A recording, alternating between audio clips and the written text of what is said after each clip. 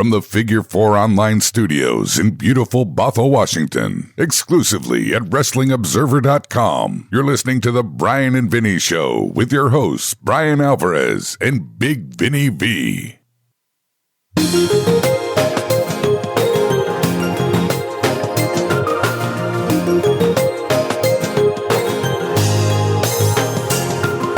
All right, everybody, it is the Bryan and Vinny Show here, November 29, 2018, figure4online.com/wrestlingobserver.com.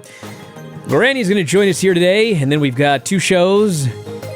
NXT from San Jose. That's weird. How bizarre was that? And some old Mid-Atlantic Championship Wrestling. Also from San Jose. Was it really? No. Oh. Don't tell me that, Vinny. I believed it. I presumed it was from the Mid-Atlantic, but you never know. It was.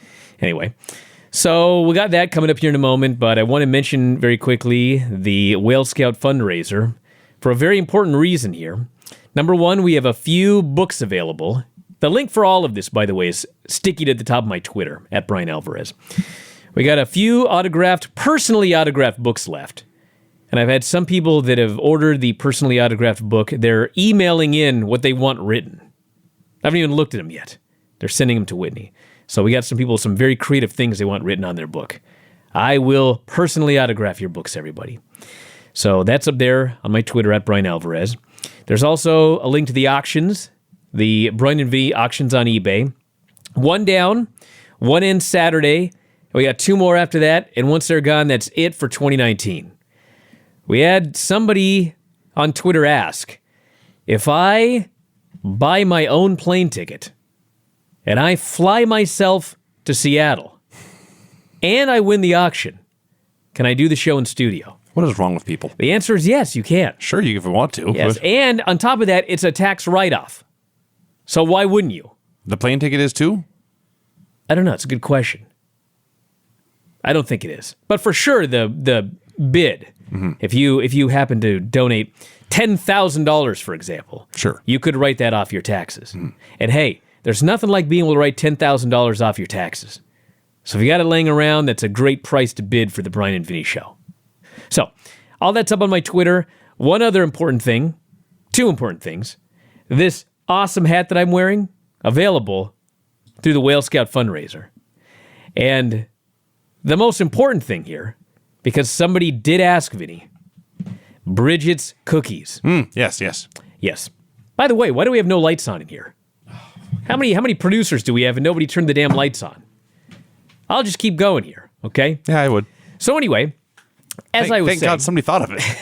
I was sitting here wondering, Brian's got a sweatshirt on. Shouldn't he be hot in these lights? Well, it was nice and cool. Yeah. So anyway, Bridget's Cookies are now a part of the Whale Scout fundraiser. She loves to help. Yes. One batch. You know what that means?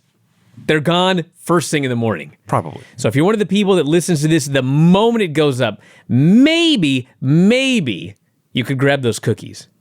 So I suggest that you do that ASAP. So with all that excitement out of the way and with the lights on now, let's have Granny join the show. Woo! Stand by. Yes, we will. Oh, we're back, everyone. Oh boy, are we back. Excuse me, don't tell anybody what, Granny? All right, what's going on?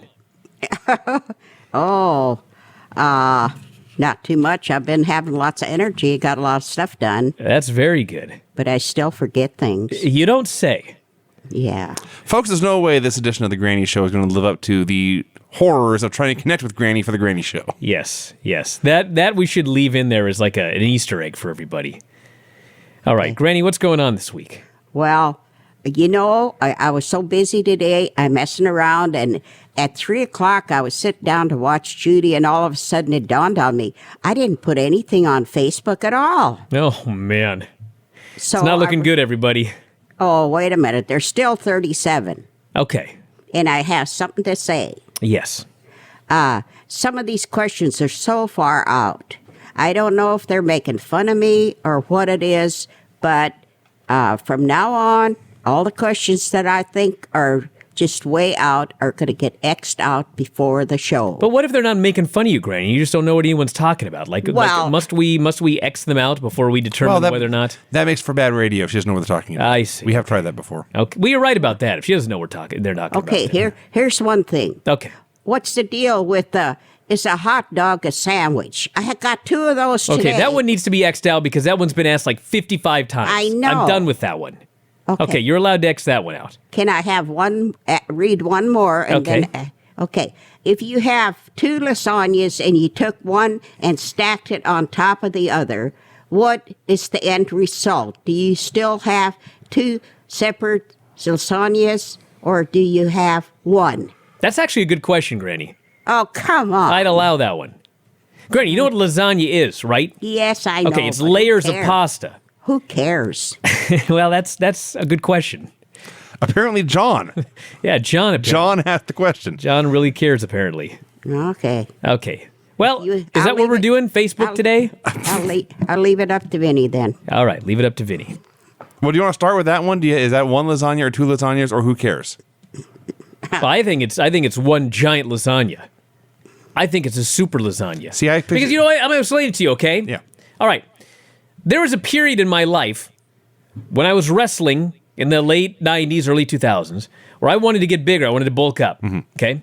So what I would do was I would eat as much as I could, and then I would have a protein shake with whole milk, a big one, okay? So I would go to McDonald's, because I was poor then, and I would get the 99-cent chicken sandwich. And what I would do is I would get 2 of them. I would take off the bottom bun, and I'd basically put the 2 patties on top of each other, a bun on each end, and I'd make myself one big chicken sandwich. I see. Not 2 separate chicken sandwiches. You understand what I'm saying? So lasagna stacked on top of each other, to me, that's just a super lasagna. That's a supersized lasagna. See, when I saw it in my head, I see lasagna as like being in the baking dish. Yeah. So will this baking dish still be in the middle if you put this on top of each other? You've never got lasagna and taken it out of the baking dish to eat it? Not to stack it on another lasagna. But I mean, if you did, that's still just one lasagna. All right. Okay. All right, next one, Vinny.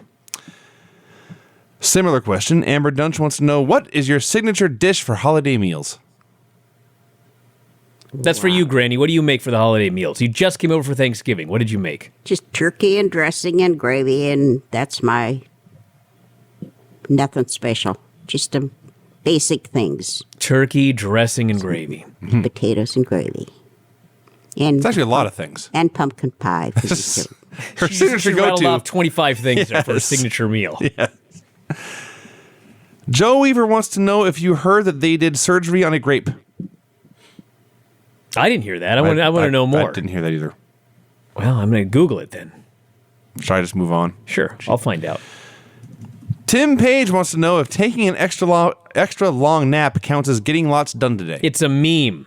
I see. Yes. Is it funny? I'm not going to check it out. Right. There's 33,200,000 results for surgery Why? on a grape. Yeah, why would they do that? I don't know, Granny. It's the internet nowadays. Do we get a question on the nap one? What was the answer? What was the question? Does an extra long nap count as getting lots done? I said, yeah. Okay, there you go. No. That's called getting nothing done. That's why I don't nap. Getting the lots done, then napping. Yeah, but that's not... Never mind. Go ahead, Vinny. Next one. Moses Marquez wants to know if Granny will be drinking during the Christmas show.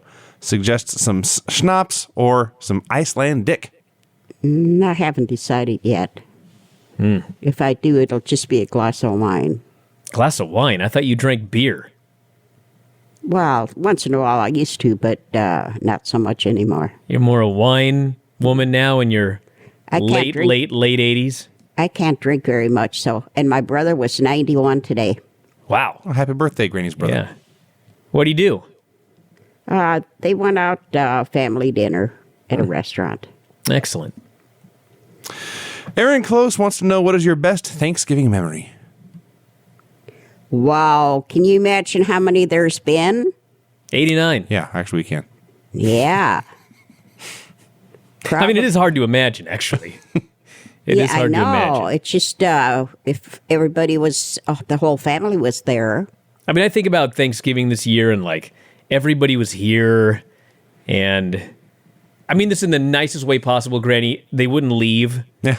Because, like, we were going to go to the beach afterwards. And so we figured everyone would show up at 11 and be gone by 1, and we could drive to the beach. It's like 2:30, everyone's just hanging out. Like, I eventually had to kindly, nicely, politely say, can y'all get the hell out of here? But anyway, when it's over, you just sit there and think, she's done this 89 times. That's a lot of times. Well, when I was young, though, we didn't have very many Thanksgivings. It's just another It had barely been invented. Just another day. Yeah. The Depression sounds shitty. You know, it really does. It was pretty shitty, I hear. Yeah. Mike Skeggs wants to know if you've ever tried Vegemite before. It's an Australian food. Nope. Why would she have tried that? You can try new things. Granny? If you're tired of turkey and stuffing and gravy. No. Which, when I say that out loud, I realize how ridiculous it Ridiculous. sounds. I don't even like turkey, but God, I went to a PCC today, and they've got a warm, hot food bar. yeah.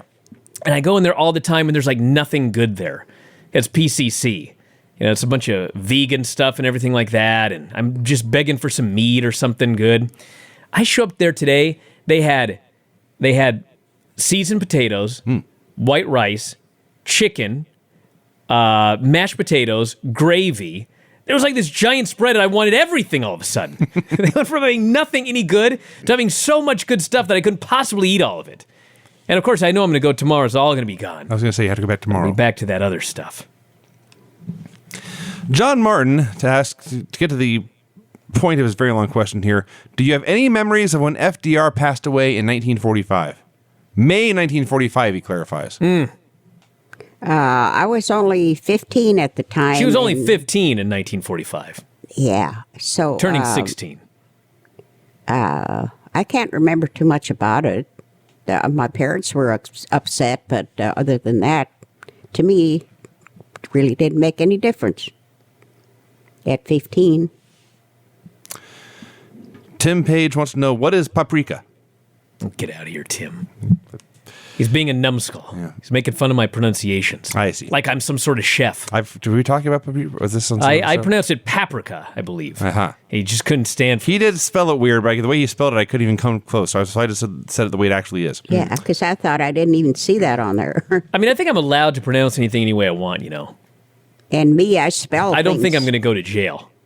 Or hell. I mean, yeah, I'm paid to talk on the radio. I can say whatever I want. We've gotten the one about travel before. Chris Aiken says, what do you think about the madness of Black Friday? He thinks it's ridiculous. I do too. Does anyone do that anymore? And did you hear? Did you hear about how many shootings there were? I'm not surprised. There were 5 or 6 different. I don't advocate the shootings. Yeah. But I mean, people go crazy on Black Friday. Yeah, they lose their minds. One place, everybody was running in every direction. I mean, on Black Friday, like, there's all these sales and everything like that, but, like, if I go and I sit out in front of a store all night Thursday, and I rush in there Friday to buy something, I mean, am I really going to get a better value than I would get at Amazon? With free delivery, I don't even leave my house. Yeah. I don't think so. I believe the answer is no. David Horner has a statement. It's not a question, it's not a contest idea. He just wants us all to know. A store-bought fruitcake tells me all I need to know about a person. What's that? I have no idea. I don't know what he's talking about either. Maybe this is a meme. My friend made fruitcake and brought it to Bingo the other day, and it was good. That's actually amazing. I don't think anyone's ever made fruitcake before. What do you think fruitcake comes from? A tree? The store-bought fruitcake is the one I don't like the store-bought, though. It's too dry. But she made a good one. I wonder what was in that fruitcake. It made it so moist. It was. It was nice and moist. Robert Ellen wants to know what you want for Christmas. Not a thing. That's what you get then. Not a thing. Not a thing. Well, don't worry, because I'm not going to get you anything. They're good. Jake Thomas wants to know, do you think if a wrestler came to the ring to a polka, they would be more likely to win? Yeah. You? Yeah. I don't know about that. Sounds like they'd be a babyface, which to me means they'd be more likely to lose and then be humiliated. Dale Mason wants to know if you have any new move names for The Undertaker's Chokeslam and Tombstone. No, I haven't come up with any good ones lately. That'll be it for us to decide, Granny. Yeah, I don't think I have. Another tombstone question. Felipe Perez wants to know, what do you want written on your tombstone? That's a good question, right, Granny? Yeah. I never thought about it. I always thought I did it my way. That's not a bad one. Not bad at all. And it's goddamn true. it's entirely accurate. I tried to do it my way. You succeeded. Okay. Justin O'Hella wants to know if you have a favorite Christmas movie. The one with, what is the name of that one that's on every year? Sounds like an awesome one. A Christmas Story? Yeah, Even I know that. that was a good And I one. don't think I've ever watched that movie all the way through. I think I have, but it's been a while. But it's her favorite. But it's her favorite. This one she thinks she's Clearly, seen. there's no other options. Well, I don't... How about like I a don't- Charlie Brown Christmas? That's a good one. I don't hardly watch anything as far as... See, you it's know. hereditary. But in 80-some years, you didn't accidentally happen upon one? No. Okay. Yeah, Vinny. What a stupid question. In 89 years, of course, she has never watched a Christmas show on television. Tim Page has a contest idea. What would you rather do than watch Monday Night Raw? Everything. Contest over. Next. That's the only contest idea on the whole thing tonight. Really? Are you kidding me? No, there's a few. I on mean, here. that literally opens it up to any answer in the world. There is at least one more on here. One more contest idea. Andrew Cotter wants to know, Granny, would you never have Wendy's again if Brian promised to never wrestle again? No, I don't think I'd ever quit Wendy's. And I'll never quit wrestling, Granny. Also, Granny, he wants you to give a shout out to the Velcro boys. Who are they? I have absolutely no idea. Just say, hey, Velcro boys. Hey, Velcro yeah, boys. I may have started a very dangerous trend. You just talked right over it, Vinny. I'm sorry. That's all they wanted.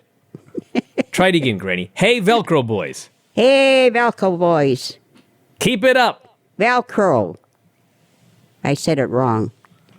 Excellent shout out. Two more, Vinny. Brian Newell has a contest idea. Sing a wrestling theme song, but change the lyrics to make it a Christmas song. That's not bad. That's actually pretty good. That's a really good idea. I'd want them to sing it, though. Yeah, it has to be sung. Yep. MP3. All right, that's the contest, Granny. You like it?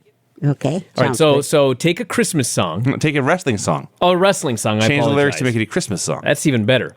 Take a wrestling song, change the lyrics to a Christmas song, sing it. I'll give you a maximum of 30 seconds, and send the MP3 to brian@wrestlingobserver.com with song contest in the subject line, and that'll be it. What do you think? All right, excellent. Oh, so I don't have to do anything Nope. then? Nope. You just hang out, listen to the songs, and say, I don't get it, and that's the contest. Okay. All right. Let's do the wrestling report. What do we got this week? Already? Dude, we've been going for 20 minutes. Oh, okay. Anyway, I just had one comment about the Getting close to the mic. pay-per-view, the one with Charlotte and Ronda. Yes. Boy, that was brutal. Sure was. Should have watched Raw the next night when Ronda came out totally fine. Oh, gee, when she put the chair in her head, I couldn't believe it. I couldn't either. Okay, so this is, I didn't even write down where it was from or whatever, but it was Ripley versus Tony Storm. This was from NXT UK. Okay, how soon or when was that? It was today or yesterday. Oh, okay, I mean, the match was taped months ago, but it aired yesterday. okay. Chin elbows, knees in the chest. Ripley works on Tony's back. The same kickouts out of the ring. Ripley makes Tony fall hard on the apron with her back as usual. Making her working on her back, and she finally managed to pin Tony for the win. So, Became the champion. yeah. Yeah. Hey, wasn't Tony the one that won the classic? She was the one that won the Mae Young Classic. That's kind of dumb to take it away from her now. But she wasn't the champion, Granny. This was for the vacant title. Oh, This was for a different belt. Okay. Then I have NXT, What do you give that match, Granny? Yeah, do you score it? a 5. 5. Right in the middle. Not bad. Okay. Then I had Vanessa Barn. Is it Barnes or Barn? Born. Born. Versus Born in a barn. Mia Yim, Ed's friend. Yes. Ed's friend. Start with a handshake, and one of them slaps the other in the face right after the handshake. And Vanessa bangs Mia's head on the middle turnbuckle, and back drop on Mia. Mia drags Vanessa hard on her back for the win. I give that a 5. Drags her heart on her back? Hard on her back. I see. She dragged her for the pin. I see. Excuse me. She dragged her for the pin? Was this match on hot coals? Well, I don't know how she did it, but anyway. Oh, I have something to say after this, though. Okay. Okay. 205. No, Norm Dar, wasn't he on last week? This keeps having the same guys. I think he should... Who could watch this? He should be matched up with the guy that has the 3 initials. EC3? ACH? IRS? I can't remember. But JBL? They look so much alike that I think they should have a match together. Anyway, this was with Norm Dar. MJF? He's not an NXT, you idiot. I can't 205 remember. Live. Anyway, Norm Dar versus Buddy Murphy. Murphy's wife was sitting with the audience, and Dar kicks the feet out from under Murphy, and they get outside the ring and bang each other on the announcer's table in front of Murphy's wife. Back in the ring. Oh, TJP. Oh. That's him. Okay. Murphy jumps, misses, falls flat on his face. At one point, the house party came in to disrupt things. I didn't see who That's what won house parties that. do. Yeah. Who won that? I didn't see. Let's see. It sounds like Cedric Alexander and Mustafa Ali beat Buddy Murphy and Tony Nese. Who won? It seems Cedric Alexander and Mustafa Ali defeated Buddy Murphy and Tony Nese. But she was watching Buddy Murphy and... Huh? What match are you watching, Granny? What the hell match are you talking She's about? watching a singles match. Oh, Noam Dar? Yeah, Norm Dar. And Mike Kanellis? No, Norm Dar and... God damn it. Oh, it's Mike Kanellis. When the house party guys came Yeah, out. Mike Kanellis. Who did she say it was? One of the TJP. No, she said Noam Dar should face TJP. Who did Noam Dar wrestle, Granny? Buddy Murphy. Buddy Murphy. No, he wrestled Mike Kanellis, and Noam Dar won. What? Unless we're talking about different shows. Do you think? Well, I don't know, because there is a Noam Dar match here. I might have got it mixed up. Okay. Anyway, what else? And the Lucha House Party and their piñata came down. That was 6. Was there a piñata there, Granny? No, I didn't see one. I'm just baffled then. Okay, wait a minute. I was gonna. Oh, and then I watched Undertaker and the Great Khali, but I didn't. I didn't write anything about that. No shit. What did you rate it? I always rate Undertaker's a 9. Oh, really? A 9. Really? Undertaker Did you match. watch this match? There's no way this match was a 9. Okay, then I watched Filthy with the 9 on the Undertaker scale is like a 2. the Fusion Chicago Street Fight. And I'm trying to think of who he was fighting. I didn't put it down. But anyway, I didn't really watch it that much. But there was garbage cans and sticks and all kinds of stuff in that fight. And Filthy got a neck submission hold for the win. I gave that a 7. Wow, good job, Tom. 7. Yeah. I presume that was the last MLW show. Oh, I have a comment to make. Yes, Granny. It's getting so hard to watch NXT and 205 because they all have the same move. And What a the modern match- fan. The matches are all the same. Yeah? Hit on the turnbuckle, knock, hit on the apron, double choke slam, backdrops off the rope, neck double or leg choke slam? submission, submission hold, duplex suplex. That's two suplexes. A duplex suplex. Yeah, because Okay, you did make one up today. and then chin chops. Yes, chin chops. So as far as that goes, that's why I go to different things. Is because it's so boring. That's fine, Granny. You don't have to review the same things every week. Okay, now You can look around the WWE Network. If you go in shows and you scroll through shows, there's like all sorts of things, Granny, from 30, 40 years ago. I know. I keep looking. I found this one though, 1998, September the 5th. Brothers of Destruction. Vince comes out. He takes the mic, and he does a promo, and he tells Undertaker and Kane they are all has-beens, and Sounds like a bad idea. In 1998. Yes. and he was taunting them, and he talks how he is tired of Stone Cold Austin being the champ, wants him beaten. After a while, who should come out but Undertaker and Kane? And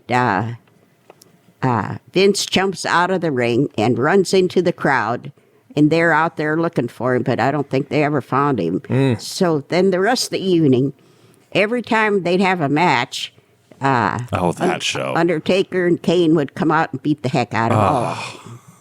And so, and they kept doing this all evening long. And at one point, Vince came out and he sat with the announcers, and Shane was one of the announcers, and he looked so young. Well, he was 19 years younger. Wow. 20 years younger. Nice looking guy. This went on for 3 or 4 more matches. When it was Stone Cold's Austin's match, Undertaker and Kane came out and beat up on Stone Cold and the other guys in the ring. They actually picked Stone Cold up, dropped him on his head, and beat him. Wow. And Bad day yeah. for Stone Cold. Yeah, I'll say. Vince was so excited. He was so excited because then he didn't have to put up with Stone Cold anymore. He wasn't the champ. And he put the whole thing, he went out there to do the promo just to turn the guys on so they'd, come out and do what they did. Sure, That's yeah, exactly. exactly what he wanted them to do. He's pulling them strings. That's right. Yeah. All right. So I guess that's it. Well, good job, Granny. Anything else? Nope. All right. Well, we'll wrap it up then. And I guess we'll be back next week with the song contest. Okay, I'll have to remember. I got it right here, who it is and all. Okay, so I don't have to I better. You better plug it on your Facebook next week. Okay, I will. If you want to record a song, that'd be fine too. Yeah, if you want to do a song, Granny. Oh, I have a question. Since it's December, can I play one little tiny song each time? Can I give you a reference? No. Don't play it. Nope, don't do it, Granny. Turn it off. Hey. Why? Hey, I'll tell you why. Turn it off. Why? Okay, because we're on video, and so if you play a song, we'll get flagged. You're kidding. Nope. You Nope. can't play Christmas song? Nope, can't do it. Oh, I can't believe that. It's terrible. So you have to be really careful what you play. Yeah, we don't play anything. Oh. Oh, shit, the song contest. That'd be if they're Oh, singing. they're singing. Yeah, it'll be okay. Okay, and when is what's his name? Lance coming? He'll be here in the middle of the month, Granny. We got plenty of time to talk about it. Okay, I've already messaged him. Okay. Okay. All right, we're going to wrap it up. Goodbye. All right, bye-bye. All right, we're back and ready to go. Let's get the show on the road. NXT. WWE NXT November 28th, 2018. This was more than just a show, by the way. I'll get to it. taped at San Jose State University, which certainly was a unique environment. You know, Dave was there and he said, it appeared they taped this for TV, and I can't imagine them putting this on TV. He was right. Its production was terrible. The show was good. It was lit very badly. Yeah, by WWE standards, this was horrible. Yeah. This was below, like, back when Ring of Honor was bad, and this was terrible. Yeah. The wrestling was Our lighting here was better. It was. Once we turned the lights on. Even before then. Yeah. Honestly. They were in shadows a lot. It was weird all around. Oney Lorcan and Danny Burch versus The Mighty. In a fun little TV tag match. The babyfaces in particular made a great comeback, full of giant suplexes and just barely in control dives. And The Mighty cut them off, and they did like a double press slam. And whichever guy they had up, his feet were pointing toward his partner. I was hoping they'd throw him into him like in for a drop kick. Instead, they just set him down on his feet, and he fell backwards into the guy. And then they tried the double press again, but the good guys countered it, and somebody hit a sunset flip and won. It was a fun tag match opener. Totally fine match. Nothing wrong with it. Nothing exceptional. So the Mighty jumps Oney Lorcan and Danny Burch after the match. And they jump him and they beat the shit out of him. And everybody booed them mightily for being poor sports. Now, I got to mention here, there's going to be a few comments I'm going to make during the show because I'm getting pissed off at everybody. I'm sick of everybody. I watch this Raw and SmackDown show and I talk about how terrible it is. And all these morons come to the defense of Raw, Really? SmackDown. And they say shit like, well, of course, like, you know, fans today, they say. Fans today, they're not going to cheer baby faces. Fans today, they're gonna cheer the heels when they beat someone up. Because the heels, they're smashing somebody. They're going to get cheered. That's what people tell me, okay? Listen, Raw and SmackDown suck.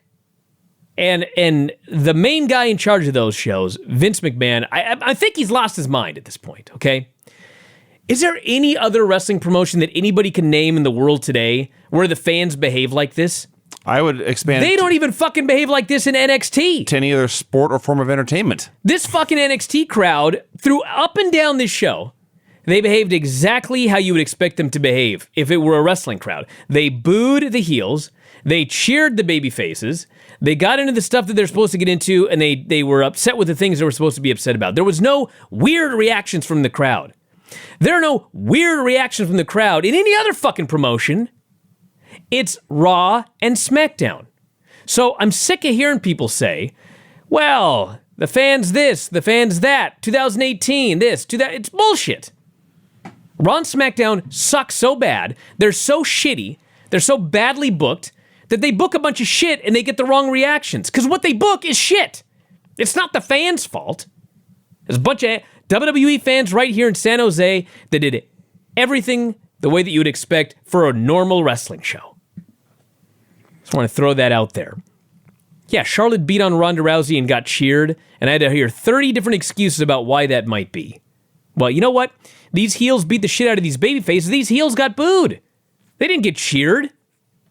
Because it's not a back-ass-word promotion where they book everything upside down and then get confused and baffled as to why the crowd reacts a different way. Clips of the Undisputed Era putting EC3 on the shelf. In particular, Bobby Fish hit him in the knee with a chair.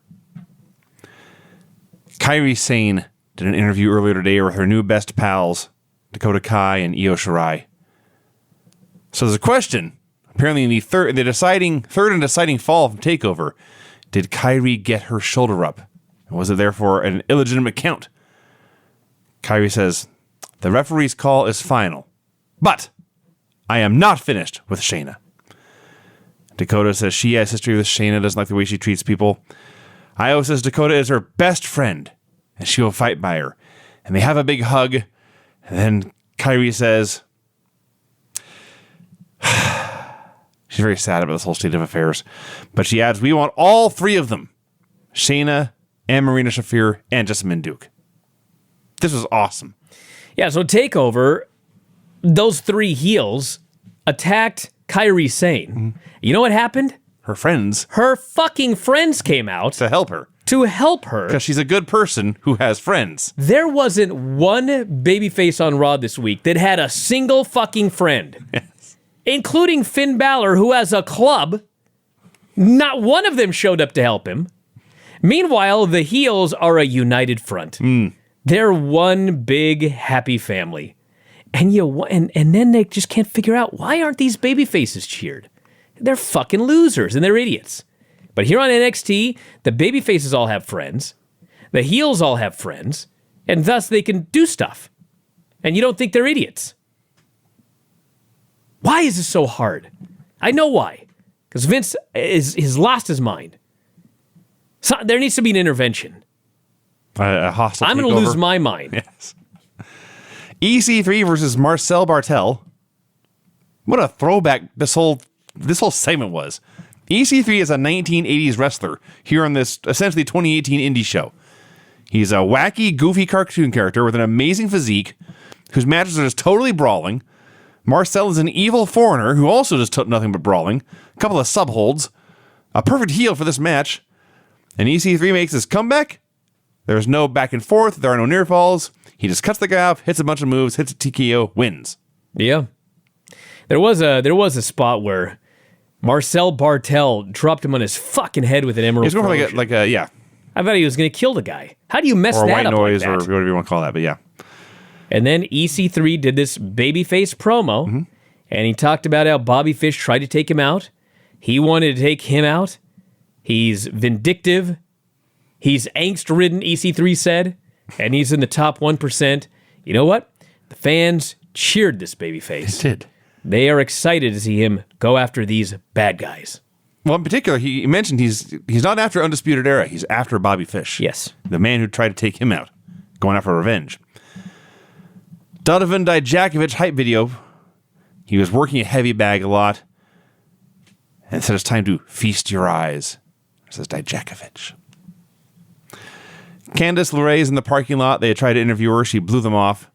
So apparently she just also dyed her hair darker. Yeah, she's a heel. She's a heel now. Yeah, finally.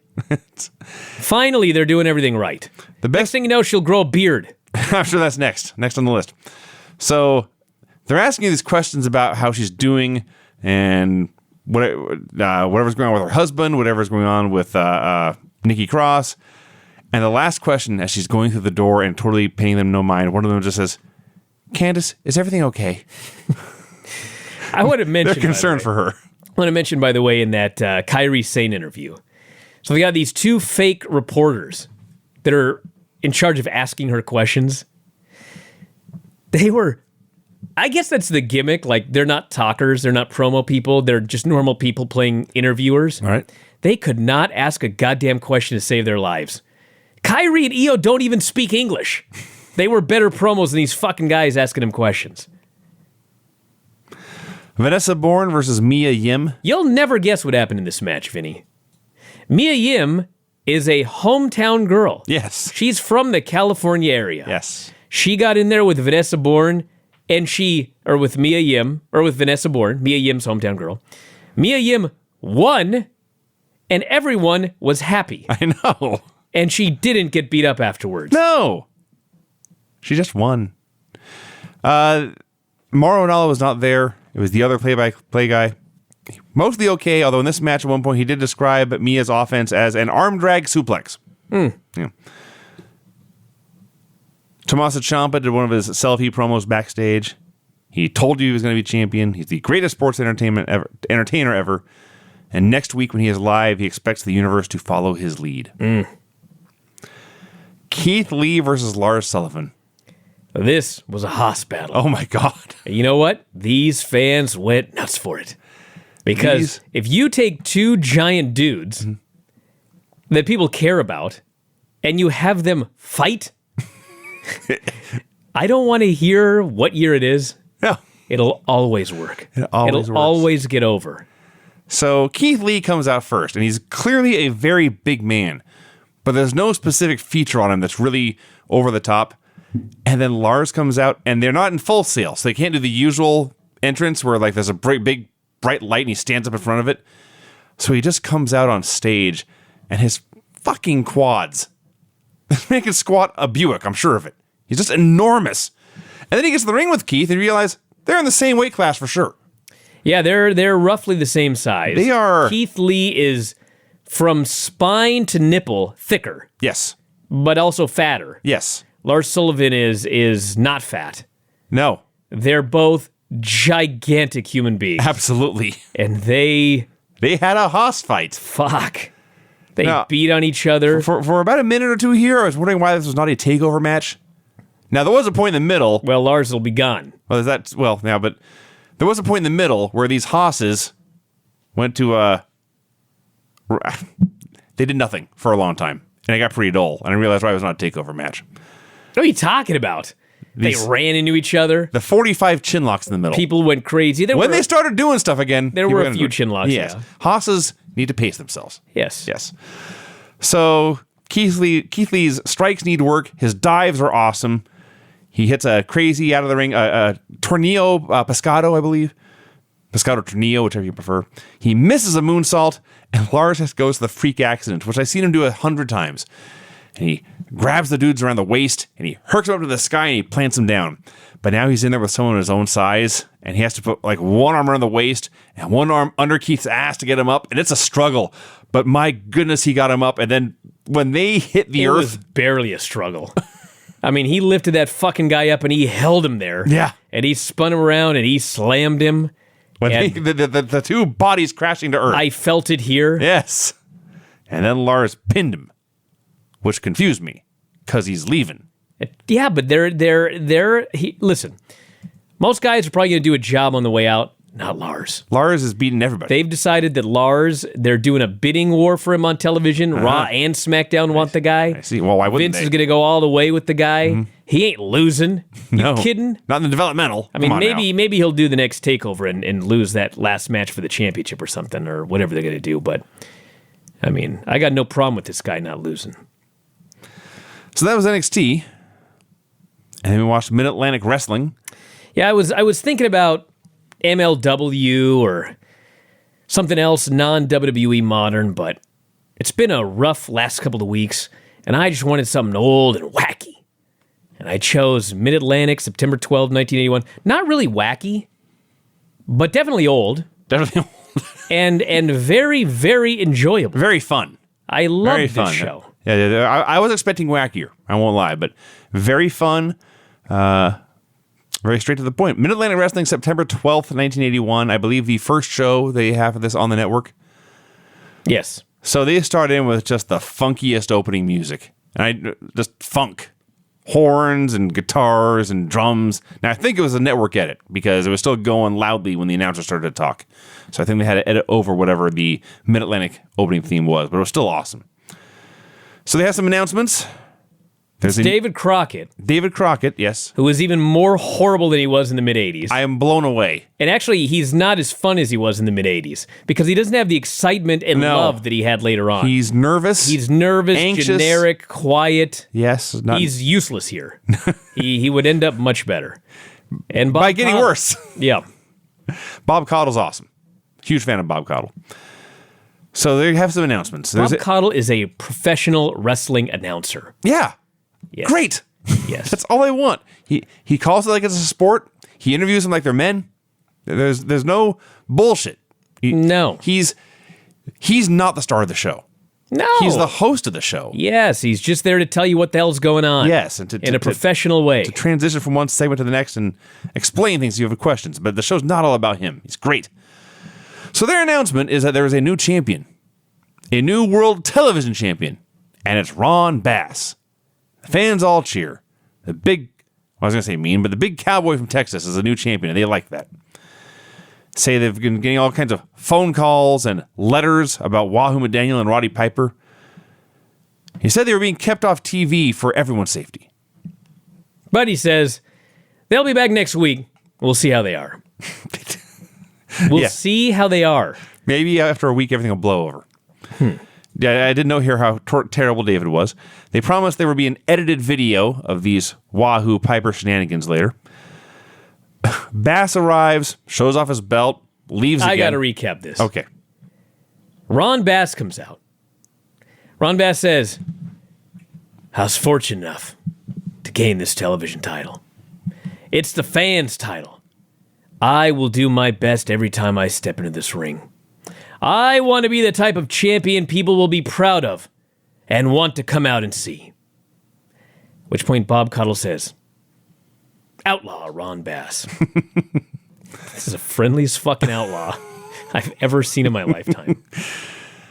Oh, so they plugged what felt like about 50 names for the show, including... You know what's funny is like they plugged like 6 or 7 matches, it seemed like. Mm-hmm. It's only a 42-minute show. Yeah. And all the matches were given time. Yeah, there's only like I don't 4 know matches. how. I don't know how. He must have named every person in every match. But one of them is the debuting Sergeant Slaughter. In the opening match, Ricky Steamboat and Jake Roberts versus Jim Nelson and Mike Miller. I love this because Cottle's doing the ring intros and he goes, Jim Nelson weighing in at 242 pounds, and his partner, Mike Miller.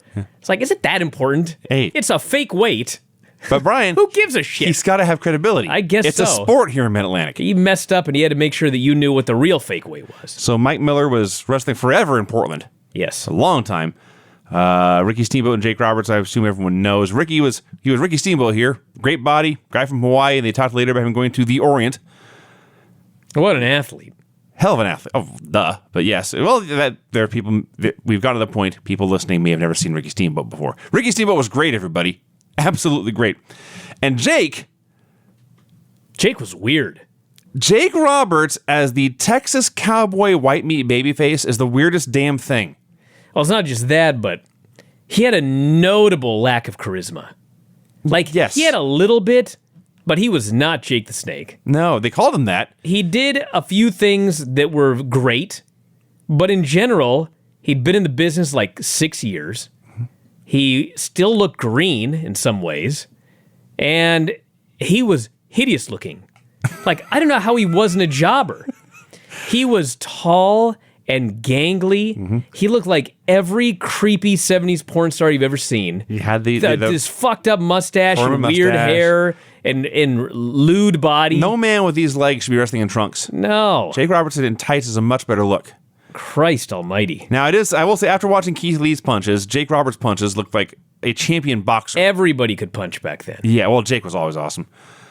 So, this is not a squash match. No, none of these were. One was. Ivan was. But this was competitive. When the heels took over, it was all clubber and forearms because you're not supposed to cheer for these guys. They don't do anything cool. And finally, the babyfaces made their comeback, and Jake hit a knee lift and a back suplex, and he pinned Nelson. In terms of working ability, and as a pure tag team professional wrestling match, this was better than Lorcan and Birch versus the Mighty. Probably, yeah. They didn't have as many exciting moves, Or drama. but as far as like a match, this was fucking great. Everyone worked hard. Everyone, at all points, felt like they were all trying to win. Yeah. They were not out there to get their shit in. They're not out there or to hit their spots. entertain you No, God, no. This is not or sports get some entertainment. sort of award. They were fighting to win. Ivan Koloff versus who we eventually learned was Gary Lathan. They didn't even name this guy for a while. Ivan Koloff was the Mid-Atlantic heavyweight champion. Yes. For the record, at this time, the NWA champion was Dusty Rhodes. Tag team champs were Ole and Gene Anderson. The Russians were the Mid-Atlantic tag team champions.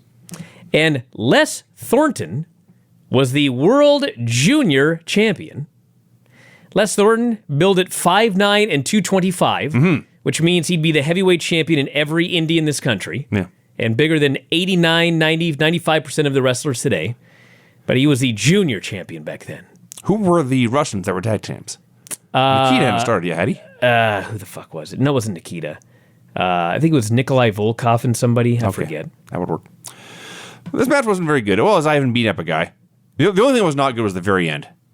Ivan's move is the driving knee off the top. One-man gang called it the 747 when he used it in WWF, but you stand the guy in the corner, you go to the top rope, you both go down, you drive your knee in his back. And Gary Lathan had no idea how to take this. He didn't collapse, or he didn't bump to the mat, he just kind of collapsed. His knees hit, then his arms, then his chest, then his face. Ivan landed on him and just kind of pinned him. Yes. That was it. We had, as promised, the edited video of Wahoo and Piper and those shenanigans. David Crockett is sure to warn us. Watch the left-hand corner of your screen. That's when you'll see Abdullah the Butcher. Yes. Duly noted. So Wahoo has a match against Sergeant Jacques Goulet. Sergeant Jacques Goulet, you say? Yes. Huh. And they fight over a suplex, and Wahoo finally gets it, and is about to follow up when he sees Roddy Piper coming out to distract him. He jumps up to defend himself because Wahoo's no fool. But he doesn't leave the ring either, but he's ready for an attack. And sure enough, in the left-hand corner of your screen, Abdullah the Butcher hits the ring. Thank God David alerted me, or I may have overlooked Abdullah the Butcher hitting the ring and attacking Wahoo McDaniel. Yes. So what happened here was Abdullah pulled out a spike, and he drove it repeatedly into Wahoo's forehead and beat him bloody. Now, as promised, this was an edited video. So I figured either they would edit the bloodiest parts out entirely, or they put like the big X in the screen. What they did instead was much better. Oh, They used 1980s video effects to like turn everything to just the outline. And that's all you could see. Whenever Wahoo was on the screen with his bloody face, they went to just outline for him so you couldn't see anything really. But you could still see where everything was and tell what was happening. You could tell Abdullah was driving the spike into Wahoo's forehead, but you just couldn't see the graphic stuff. And they cut to another camera angle and they turn the knob back to normal. They cut back to Wahoo and they turn the knob back over. So that was the whole angle. That is what got them kicked off TV. so I mean, did they? The original angle, I presume, was not gimmicked up. Like, if you watch the original show, did you get to see the violence? I assume the blood And was this, all this over television. replay, they Yes. Okay, yeah. I mean, it was something else. I mean, he's out there with the gimmick, and he's jabbing the guy in the head with it. He's stabbing him repeatedly with this thing. People are screaming in the crowd. Blood everywhere. It's a giant fat guy. It's crazy. Had the Super Destroyer and the Grappler versus Don Kernodle and Scott McGee. The Grappler... Volkov and Markov, Mark... managed by Lord Al Hayes. Really? Yeah. Huh. It's a weird combo. Yes, it is. The Grappler, of course, another longtime Portland wrestling legend. Super Destroyer here, I believe, was Bill Irwin. As best I can tell. There's been a lot of Super Destroyers, so I may be mistaken there. There was a spot in this match. Spot is so awesome. McGee and the Destroyer, it was like they were real. They were both trying to avoid each other, and so they didn't run in a straight line like you would do when you're running the ropes. They ran and started just weaving around each other in the middle of the ring. The spot was... That was the weirdest thing I've ever seen. The Destroyer is beaten up... it was McGee, right? Yeah, it was McGee. The spot itself is pretty simple. Dodge a dropkick, miss a dropkick, and then we'll go back to whatever we're doing. They made it look so wacky with all this. They were dodging and missing these dropkicks. So the masked man took most of this match. The Super Destroyer has McGee. He takes him up to the top rope, and the studio is so small they can't even show it because the flags hanging from the ceiling are blocking the camera view. I guess there's only one camera they could use. So Super Destroyer hits the superplex, and he pops up to his feet and goes, "Ah, yeah!" And he drops down and he pins him. It was a middle rope superplex, by the way. It was super. That they called the superplex. Yeah. Cutting edge maneuver in 1981. Absolutely. It was a 6:30 splash today. Yes. Nobody could believe their eyes. They had to show this thing in slow motion. He's which got to be Vern 9 Gagne feet in the air. Told me had not been invented until 1989. That's true, yes. Yeah. And by the way, the grappler looked great. Yeah. Made me feel better about losing to him in 2000 Yeah. via loaded boot. He had a cheat to beat you. I'm still bitter. Probably the only unclean win of his entire career. Surely. Yeah. Roberts and Steamboat come back for a promo. So this is awesome. This is awesome. They explain that Steamboat has been away for like 9 months on, I believe they said 3 tours of Japan. 6 months. He had been in the Orient. The Orient, as he said. Yes. He says that's where they're very good with the martial arts. Yes. Apparently there were no studios anywhere in the U.S. in 1981. Well, there were, but you go to the source, Vinny. I guess that's true. So first he says, I've been on tours of the Orient to learn. It was a learning experience. And then Caudle has to cut him off. They were very successful tours, Ricky. I know you won't say it, but I have to get that out there. But Ricky's all about learning. That's why he wants to learn about the martial arts. He says, he admits, I've been slipping a bit. I had to go train over there to pick up the slack and keep up with the competition around here. That was so awesome. And then Jake starts to talk, and all I could think was, this is not Jake the Snake. This is Cowboy Jake from Texas. He's a big cowboy with a drawl and a cowboy hat with a snake head on it. I don't even know what he said. I just couldn't get over. It's hard to reconcile this with Jake the Snake Roberts. He said it's a great pleasure to team up with Steamboat. There's a lot happening around here I don't understand. But if opportunity knocks, someone's going to hit the dirt. Yes.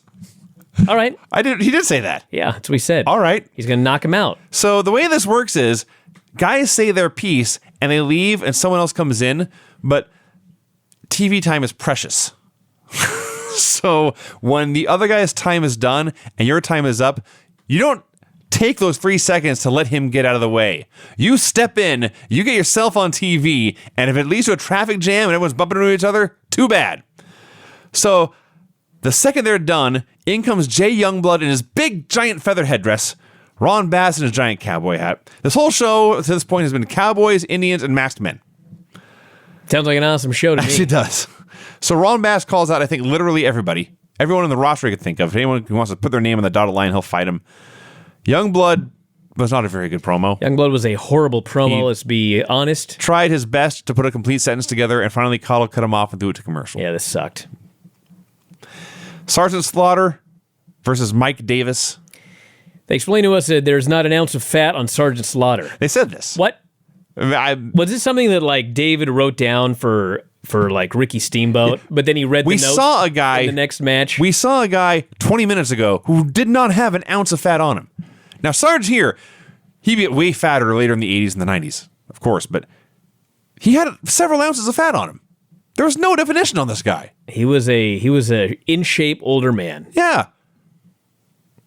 So he's big, mean Marine drill sergeant here. He's definitely a heel. Definitely a heel. Ole comes to ringside, puts him over. You know he's a heel. They were sure to point out this guy's been very successful in New York and Philadelphia. Now he's come to our territory to see what he can see what he's really measured up to.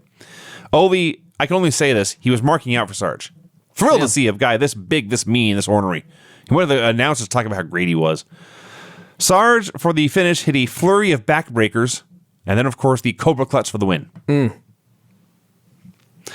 We then had a match that was taped on an earlier event, which I was confused for a while, but they made it very clear at the end.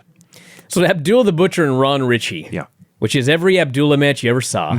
He beats him all over the place. I was stunned Ron Ritchie did not blade. He threw him in the ring. Yeah, thrown into everything. And the thing with Abdullah the Butcher is he's very fat. He doesn't move very fast at all. But then at the end when it's time for his running elbow. Fucking elbow. It's the fucking 50-yard dash. He sprints across and the high jump. Goddamn ring and drops an elbow on this guy and kills him. And they did another one. Yeah. The other thing I got out of this, I didn't notice that he'd been wearing this the whole show, or if it was just a different guy for this match, but I guess this was taped earlier. It must have been a different ref. He's out there in royal blue polo shirt, royal blue bell bottoms, and this big fat white belt. It was very disco. It's fucking 1981, dude. What do you expect? I'm not complaining. I'm just happy. Skinny jeans? No, that'd be weird. So yes, when they say squash match, Abdullah squashed this guy with his big fat elbow. Ron Bass and Jay Youngblood versus Ali Bay and Ricky Harris. Yeah. It was actually a hell of a tag match. Yeah, it was a very good tag match. I mean, it was very different from the NWA Crockett shows we watch because this is different. They give the jobbers a ton before they beat them. Yes. Which, I mean, it's fun to watch the squash matches on the NWA show, but like we've been watching it for like 3 years now. And after a while, I can only see shithead jobbers squashed so many times. At least these guys are like having a competitive squash match before the stars win. These are competitive athletes. They're not made to look like complete buffoons. They're trained, unlike a lot of the guys. There was no worst wrestler of all time of the week on this show. No. Everyone here was good. Just some were better. Like, I'm sure Ali Bay was out of the business in a couple of years. He never became anything, but they gave him stuff here in this match. So my favorite part about this, I mentioned earlier how both teams were trying super hard to win throughout. So there was a heat segment here. They got the heat on Outlaw Ron Bass for a while, and finally he can tag in Jay Youngblood. And Jay is making this great comeback. And usually at this point, in pretty much any tag match anywhere, the babyface would get the hot tag. That one guy would make his big comeback, and then he'd go to whatever finish they had planned. Instead, they made about 6 more tags. Just Bass would tag in, hit a couple punches, tag out. Jay would come in, hit a big chop, tag out. They were tagging and tagging and tagging, and finally Bass just hits a power slam and pins him. They wanted to make sure this guy was finished, and they always had the fresh man in the ring to get the win. Because that's how you win in tag team wrestling. It was very different. I liked it a lot. And then we had another flurry of promos in the show. Ivan Koloff comes out there, and he's jacked. He's a big, swole man. Way more jacked than he was in the mid-'80s, but he was 39 years old here. He looked at least a decade older than me right now. Are you sure he's not 139? 39 years old. That's a rough life, dude. That's a rough life. Austin Idol cuts a promo. He's just in and out, talking about how awesome he is. He says women... Ivan, by the way, he welcomed any challenger for his belt, but mostly he was there to talk about how great all the other heels were and put them over. Ivan's so awesome. He wants everyone to succeed. In 1988 or whatever, or in 1981, he's the champion. This is his promo time, and he devotes it to getting the rest of the heel roster over. That's awesome. Austin Idol is awesome for the 20 seconds he was on TV. All these women have been threatening to boycott the shows if I'm not there. Now I am here, and ladies, if you're pregnant and you're lucky, maybe your kid will look like me. And he leaves, and out comes Sarge in his debut in Mid-Atlantic Wrestling. What's your name, son? Bob. I say it's Jack. Says, I'm the former Marine, a drill instructor. You're going to treat me, all these fans are going to treat me with respect. RESEPCT, respect. I loved it. It was so awesome. And it wasn't even like comedy. No. Like in WWE, they'd write that line. Yes. He forgot how to spell respect. He was so excited. He had an extra E. RESPECT. Respect. There's a very famous Aretha Franklin song. Where she spells it over and over again. Everybody knows. This is an old show. And he still fucked up RESPECT. This is an old show, but that song's way older. Fuck. I love this show. This is a lot of fun. Ends with the Jim Crockett Promotions logo. Obviously, later they changed their name. Mid-Atlantic. Not really a national name. No, specifically But not. hey, this was very much like those NWA shows we watch on Sunday night. Maybe, at some point, maybe this will get into the rotation. For now, it's just a fun show to watch this week, and I enjoyed it. So that's it, everybody. We're wrapping it up. Back on Sunday, ironically or coincidentally, with NWA World Championship Wrestling. And then Lance Storm tomorrow, shows this weekend, lots of great stuff. Check it all out. Check out the Whale Scout fundraiser at Brian Alvarez. And that's it. We'll talk to you again after a while. Adios.